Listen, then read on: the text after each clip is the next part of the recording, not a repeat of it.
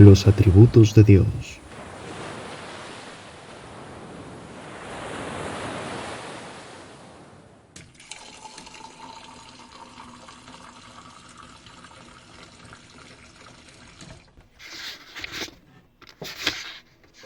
El título de este artículo no es, quizás, lo suficientemente explícito para indicar su tema.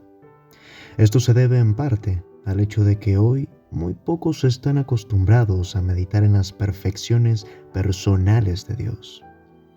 Comparativamente, pocos de los que ocasionalmente leen la Biblia son conscientes de la magnificencia asombrosa, inspiradora y estimulante a la adoración del carácter divino.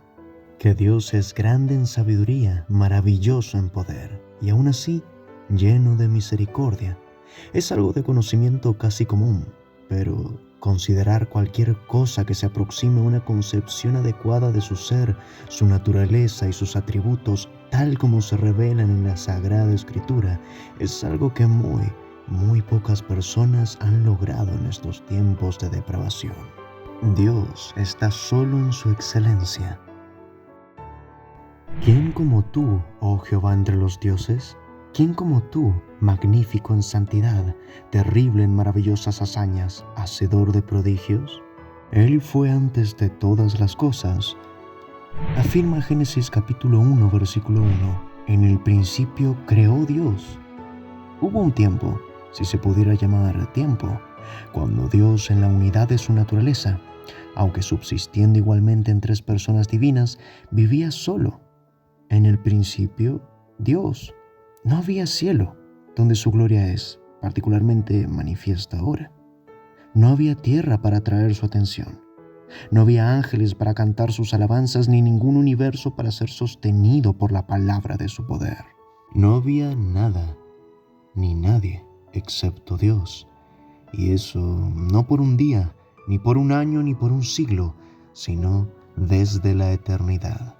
Durante la eternidad pasada, Dios estaba solo, completo, autosuficiente, satisfecho de sí mismo y sin necesidad de nada. Si un universo, ángeles o seres humanos hubieran sido necesarios para Él de alguna manera, también habrían sido llamados a existir desde toda la eternidad. El haberlos creado, cuando lo hizo, no le agregó nada a Dios, esencialmente. Él no cambia. Porque yo, Jehová, no cambio. Por esto, hijos de Jacob, no habéis sido consumidos. Por lo tanto, su gloria esencial no puede ser aumentada ni disminuida. Dios no estaba bajo restricciones, ni obligaciones, ni necesidad de crear. Que Él escogiera hacerlo así fue un acto puramente soberano de su parte, que no fue causado por nada fuera de sí mismo, determinado únicamente por su propia y mera voluntad, porque Él hace todas las cosas según el designio de su voluntad. Que Él haya creado fue simplemente para hacer manifiesta su gloria. ¿Imaginan algunos de nuestros lectores que hemos ido más allá de lo que las Escrituras autorizan? Entonces nuestra apelación será a la ley y al testimonio. Levantaos, bendecid a Jehová vuestro Dios desde la eternidad hasta la eternidad, y bendígase el nombre tuyo, glorioso y alto sobre toda bendición y alabanza. A Dios no se le añade nada, ni siquiera con nuestra adoración. No necesitaba esa gloria externa de su gracia que surge de sus redimidos, porque Él es lo suficientemente glorioso en sí mismo, sin ella. ¿Qué fue lo que movió a predestinar a sus elegidos para alabanza de la gloria de su gracia? Fue, como nos dice Efesios 1:5, según el puro afecto de su voluntad. Sabemos muy bien que el terreno elevado que pisamos aquí es nuevo y extraño para casi todos nuestros lectores. Por esta razón es bueno moverse lentamente. Que nuestra apelación sea nuevamente a las Escrituras. Al final de Romanos 11, donde el apóstol pone fin a su largo argumento sobre la salvación por la pura y soberana gracia, pregunta, ¿por qué? ¿Quién entendió la mente del Señor? ¿O quién fue su consejero? ¿O quién le dio a él primero para que le fuese recompensado? El énfasis de esto es que es imposible poner al Todopoderoso bajo obligaciones para con la criatura. Dios no gana nada de nosotros. Si fueres justo, ¿qué le darás a él? ¿O qué recibirá de tu mano? Al hombre como tú dañará tu impiedad, y al Hijo de Hombre aprovechará tu justicia. Pero ciertamente no puede afectar a Dios, quien es bendito enteramente en sí mismo. Cuando hayáis hecho todo lo que os ha sido ordenado, decid: siervos inútiles somos.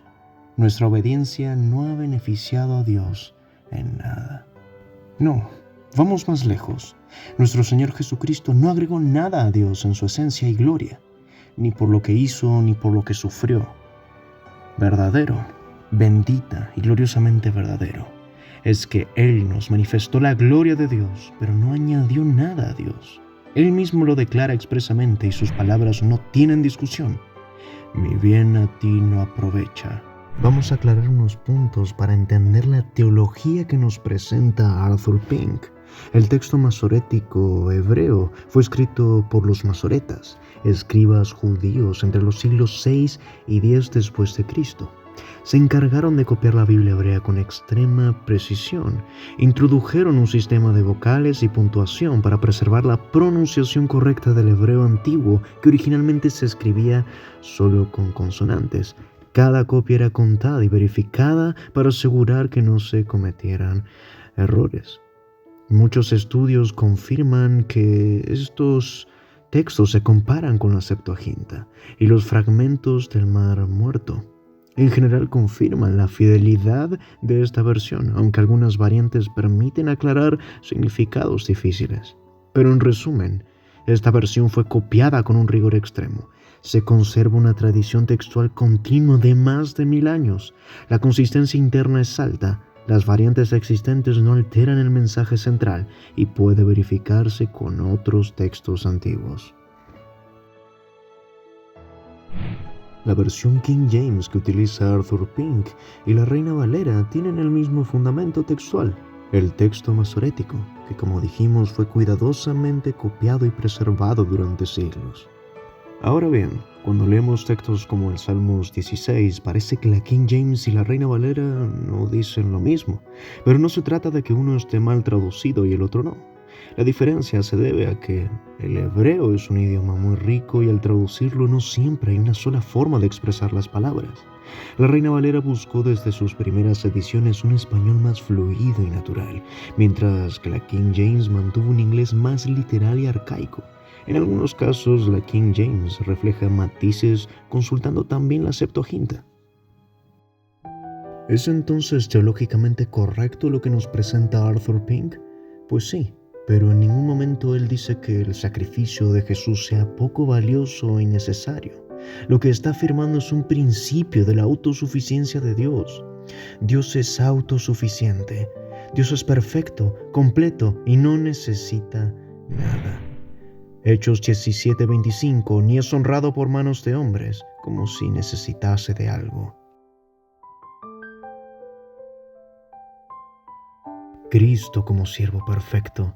En el contexto que presenta según el Salmo 16, Pink entiende que Cristo, como siervo obediente, reconocía que todo lo que hacía era para glorificar al Padre, no para añadirle algo. El sacrificio de Cristo satisface la justicia divina y revela la gloria de Dios, pero no es que Dios fuese menos glorioso antes de la cruz. Decir que el sacrificio no añadió nada a Dios no significa que la obra de Cristo sea innecesaria o que la salvación carezca de valor. Dios no necesitaba salvar para ser Dios, pero decidió salvar para mostrar su misericordia, justicia y amor. Arthur Pink entonces nos explica que Dios es absolutamente autosuficiente, lo que significa que no depende de nada ni de nadie para existir, para ser glorioso ni para cumplir sus propósitos. Todo lo que Dios es, lo es en sí mismo, desde la eternidad y por la eternidad. No necesita de nuestra adoración. No gana más gloria cuando lo alabamos, ni pierde gloria cuando lo ignoramos. Él es perfectamente bienaventurado en sí mismo. Esto no significa que nuestra adoración, obediencia o servicio no tengan valor. Por el contrario, son agradables a Dios porque Él así lo ha dispuesto, pero no añaden nada a su ser. Lo honramos porque Él ya es digno, no para completar algo que le falta. Pink enfatiza esta verdad porque el ser humano tiende a pensar en Dios como si fuese como nosotros, necesitado de aprobación o reconocimiento. Pero un Dios necesitado no sería Dios. La autosuficiencia divina sostiene su independencia, su soberanía y su gloria inmutable. Comprender esta verdad nos humilla, nos recuerda que todo lo que tenemos y somos proviene de Él y que toda gloria le pertenece solo a Él. Y nos consuela porque un Dios autosuficiente no puede fallar, no cambia y es fiel para cumplir sus promesas. Continúa diciendo Pink: es perfectamente cierto que Dios es honrado y deshonrado por los hombres, no en su ser esencial, sino en su carácter oficial. Es igualmente cierto que Dios ha sido glorificado por la creación, por la providencia y por la redención. Nosotros no discutimos esto, ni nos atrevemos a hacerlo ni siquiera por un instante. Pero todo esto tiene que ver con su gloria manifiesta y su reconocimiento por parte de nosotros. Sin embargo, Dios hubiera estado tan complacido que podría haber seguido solo por toda la eternidad, y sin dar a conocer su gloria en las criaturas. Si debía hacerlo o no, fue determinado únicamente por su propia voluntad. Fue perfectamente bendecido en sí mismo antes de que la primera criatura fuera llamada a ser. ¿Y qué son todas las criaturas hechas por sus manos comparadas con Él incluso ahora? Dejemos que la Escritura nuevamente responda. He aquí que las naciones son como una gota de un balde y como el polvo fino de la balanza. He aquí que los pueblos son como nada, y Él mismo pesa los montes en balanza, y los collados en una balanza pesa. Todas las naciones son como nada delante de Él, y son menos que nada y vanidad contempladas. No levantó el hombre espada, ni fue su propio brazo el que los salvó. No os engañéis en vuestro propio pensamiento. ¿A quién pues me haréis semejante para que sea Él vuestro consejero? Ese es el Dios de la Escritura. Por desgracia, sigue siendo el Dios no conocido para las multitudes despreocupadas. Él está sentado sobre el círculo de la tierra, cuyos moradores son como langostas. Él extiende los cielos como una cortina, los despliega como una tienda para morar. Él convierte en nada a los poderosos, y a los que gobiernan la tierra hace como cosa vana. Cuán enormemente diferente es el Dios de las Escrituras del Dios del púlpito promedio. El testimonio del Nuevo Testamento tampoco es diferente al del Antiguo. ¿Cómo podría serlo? Pues sabemos que ambos tienen el mismo autor. Allí también leemos: la cual a su tiempo mostrará el bienaventurado y solo soberano Rey de reyes y Señor de señores, el único que tiene inmortalidad, que habita en luz inaccesible, a quien ninguno de los hombres ha visto ni puede ver, al cual sea la honra y el imperio sempiterno. Amén. Tal persona debe ser reverenciada, venerada y adorada. Él es solo en su majestad, único en su excelencia, incomparable en sus perfecciones. Él lo sostiene todo, pero es independiente de todo. Él da a todos, pero de ninguno se enriquece. Tal Dios no puede ser descubierto mediante investigación. Solo puede ser conocido cuando es revelado al corazón por el Espíritu Santo a través de la palabra. Es cierto que la creación demuestra que hay un creador tan claramente que los hombres no tienen excusa. Sin embargo, todavía tenemos que decir junto con Job: he aquí, estas cosas son solo los bordes de sus caminos, y cuán leve es el susurro que hemos oído de él. Pero el trueno de su poder, ¿quién lo puede comprender? Luego, Arthur Pink agrega: creemos que el llamado argumento del diseño de los apologistas bien intencionados ha hecho mucho más daño que bien, porque ha intentado bajar al gran Dios a un nivel de comprensión finita y, por lo tanto, ha perdido de vista su excelencia singular. Paremos un momento y veamos qué es este argumento del diseño que menciona Arthur Pink. Bueno, esta es la idea de que la naturaleza es producto de un diseño muy especial, en la cual todo funciona perfectamente, tanto en cada uno de los seres creados como en sus relaciones entre todos ellos. Esto lleva a la ineludible conclusión de que existe un diseñador inteligente. Pablo en Romanos 1:20 dice: porque las cosas invisibles de Él, su eterno poder y deidad, se hacen claramente visibles desde la creación del mundo. Esbozó este argumento. Más tarde, Tomás de Aquino se refirió al argumento de diseño como una de sus 5 vías para probar la realidad de Dios creador. Luego entonces, el argumento del diseño en su forma más famosa sería presentada por William Paley en su libro Natural Theology en 1802, que presentaría lo siguiente. Así como un reloj con engranajes y precisión muestra que hubo un relojero inteligente, la complejidad, el orden y la finalidad en la naturaleza muestran que debe existir un diseñador supremo, Dios.